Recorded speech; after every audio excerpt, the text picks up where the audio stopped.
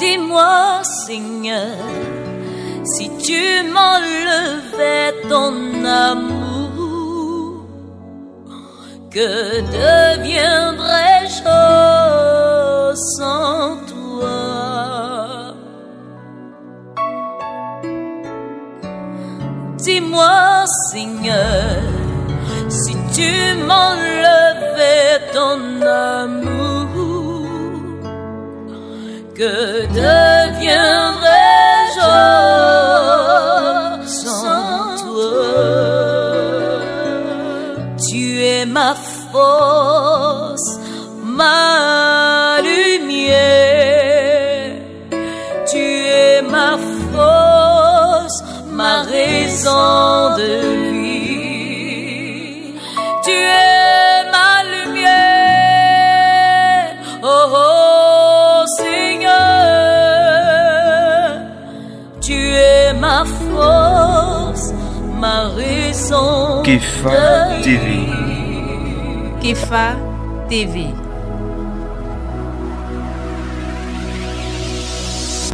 Dimanche 17 octobre 2021, 29e dimanche du temps ordinaire.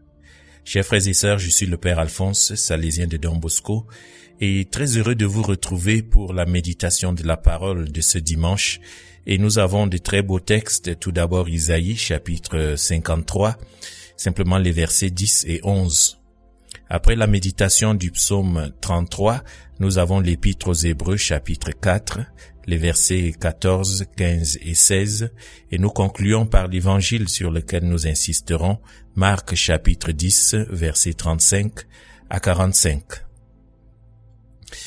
Chers frères et sœurs, on pourrait regretter que notre première lecture, tirée d'Isaïe, soit trop courte, 2 versets seulement. Et pourtant, ces 2 versets disent tout, bien que ce soit quelque chose qu'on n'aime pas trop savoir. Mais pour ceux et celles qui veulent, il suffirait de reprendre les versets 2 à 12 de ce chapitre 53 d'Isaïe.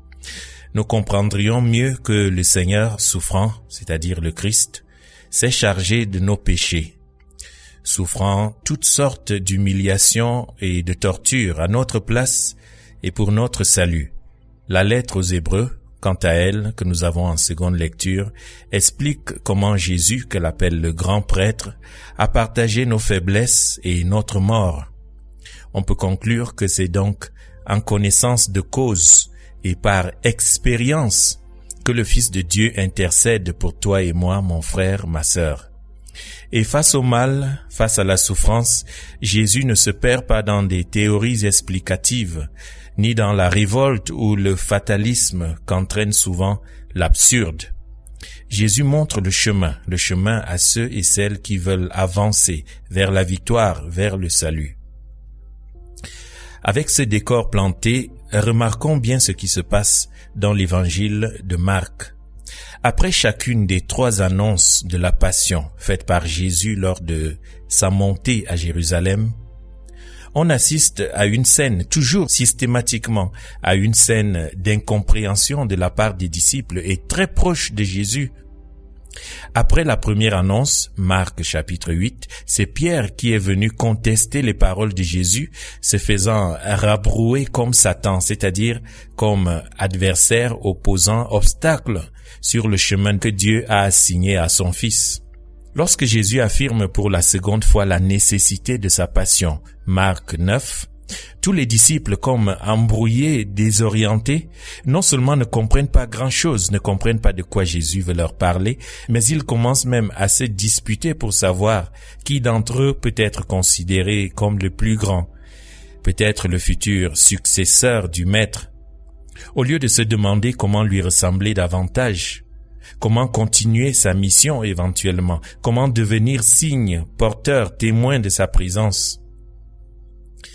Après la 3e annonce de la souffrance et de la mort, Marc 10 que nous lisons maintenant, ce sont les frères Jacques et Jean qui montrent à quel point ils sont éloignés de la façon de penser de Jésus, de leur maître. Les 2 frères ont pourtant suivi Jésus depuis le début de son ministère public. Ils sont les premiers compagnons avec les 2 autres frères, Pierre et André. Ils ont tout quitté, famille et profession, leur père, pour être avec Jésus. C'est le chapitre 1 de cet évangile de Marc. les versets 16 à 20. Et d'une certaine manière donc, ils se sentent comme les anciens de la communauté.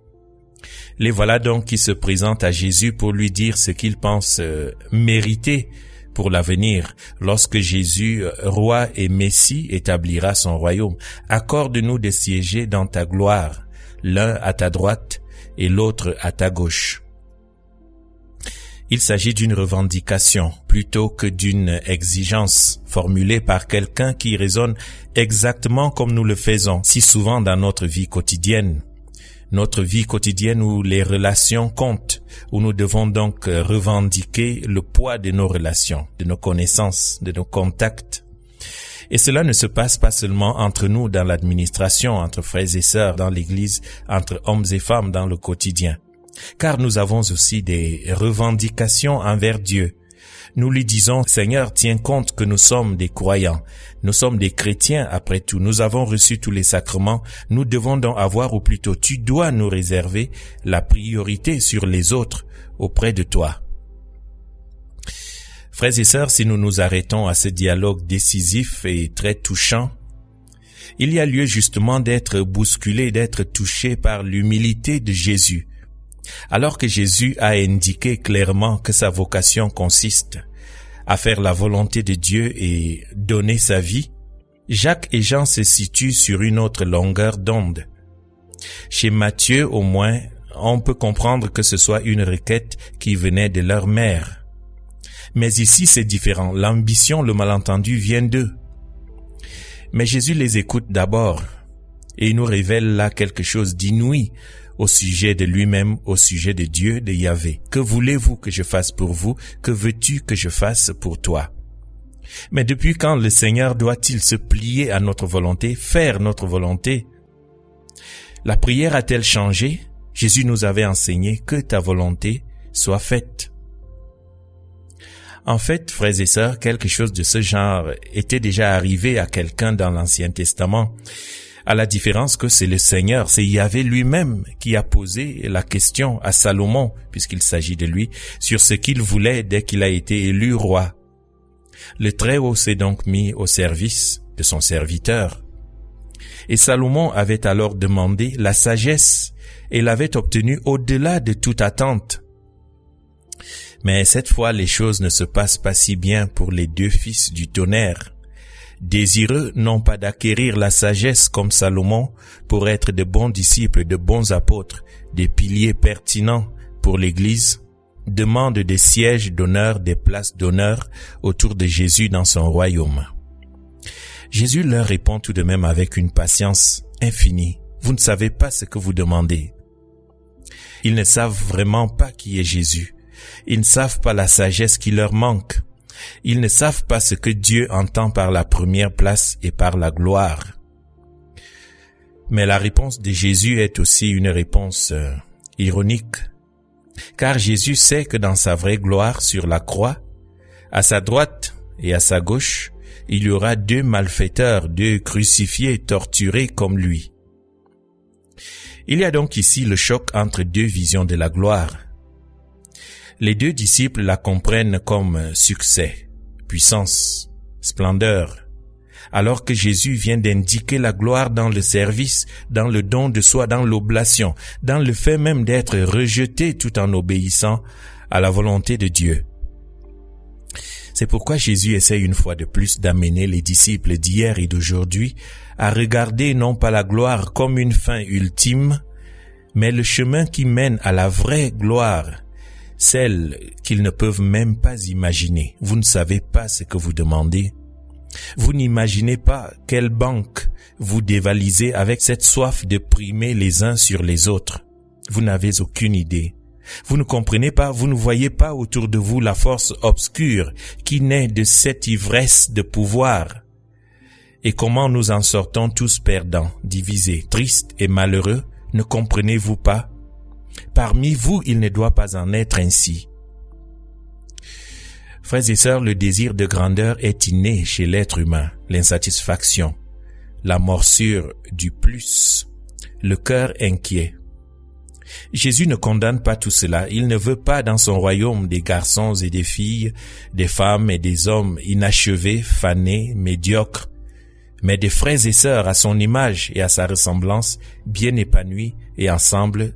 Et la sainteté elle-même n'est pas une passion éteinte, réprimée, mais une passion convertie, transfigurée. Vouloir être quelqu'un n'est pas un péché, encore moins vouloir demeurer à côté de Jésus. C'est d'ailleurs le plus grand honneur d'un chrétien. Mais Jésus enseigne qu'être à ses côtés, être son disciple, être grand, être le premier, est synonyme de se faire serviteur, comme lui.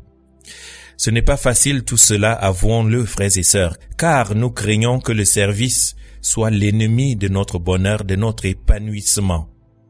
Que le service exige un capital de courage qui nous fait défaut. Que le service soit enfin le prénom difficile, trop difficile, de l'amour oblatif. Pourtant, le titre de serviteur est la plus surprenante de toutes les autodéfinitions de Jésus. Je ne suis pas venu pour être servi, mais pour être serviteur. Chers amis, nos vieilles idées sur Dieu et sur l'être humain s'effondrent. Dieu n'est plus le maître de l'univers, il ne se comporte plus comme le maître de l'univers, le Seigneur des seigneurs, le roi des rois. En vérité, il se comporte comme le serviteur de tous. Nous savons qu'il tient le monde à ses pieds ou dans ses mains, et pourtant nous avons vu dans la Bible Dieu qui est à genoux aux pieds de ses créatures.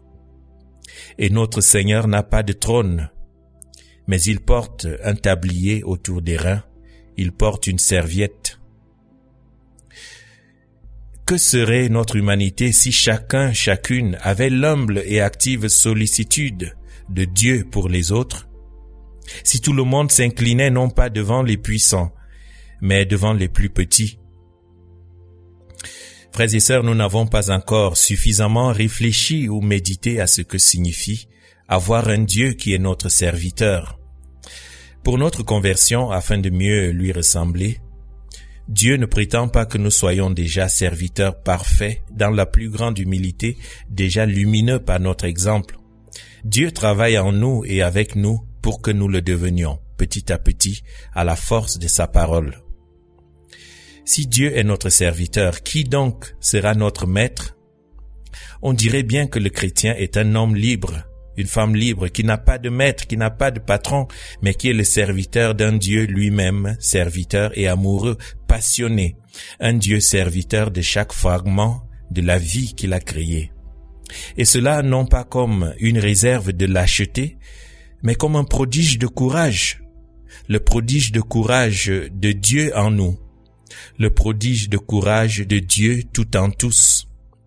Et parlant de ce prodige de courage pour terminer, au moment où Marc écrit ces lignes d'évangile que nous venons de méditer, l'un des deux frères, Jacques, avait déjà versé son sang pour le Christ. Il a donc tenu parole, il a tenu sa promesse de donner la vie pour le Christ, d'aller jusqu'au bout. Seigneur Jésus, tu es venu pour nous servir. Tu ne cesses de nous dérouter et les lois de ton royaume sont contraires à celles de notre sagesse humaine. Notre grande tentation, Seigneur, est d'échapper à la souffrance et de nous détourner de la croix. Nous espérons secrètement que tel un magicien, tu vas résoudre nos problèmes sur le champ. Et qu'en nous mettant à ton service, tu feras fructifier nos intérêts, nos projets. Ouvre nos yeux sur tous ces pièges dans lesquels nous tombons, sans en avoir conscience. Ainsi nous te livrerons nos vies humblement, nous les mettrons au service de nos frères et sœurs, dans le seul désir de faire ta volonté, de glorifier ton nom et d'attirer à toi des multitudes. Amen.